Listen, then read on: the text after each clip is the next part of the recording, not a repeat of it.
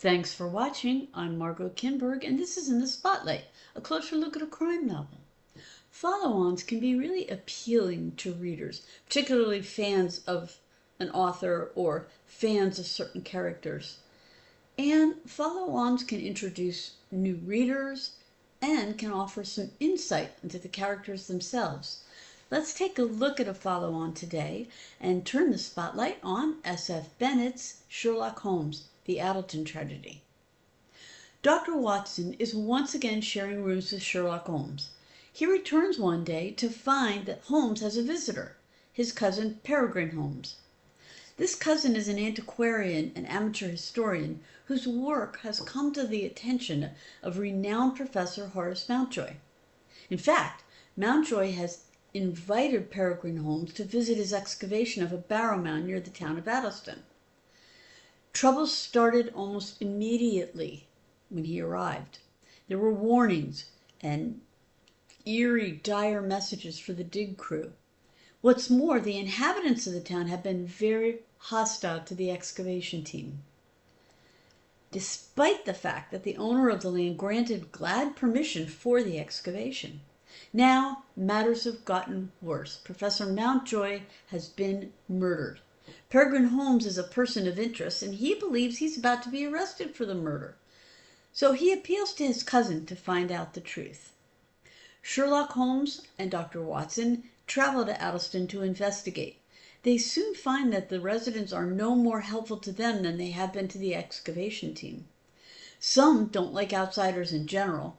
Others believe that the trouble at the excavation site has a supernatural explanation. Sherlock Holmes, of course, doesn't believe that at all. And he and Watson begin to search for answers. They're up against a terrible set of rainstorms, hostile locals, and some people's hidden agendas. In the end, though, they find that the answer lies in the past. So what are the elements in this story? What keeps it going? The novel takes place a few years after Holmes returns to London after the events in The Final Problem. There's a solid Victorian feel to the story, and in that sense, Bennett stays very close to the Holmes canon.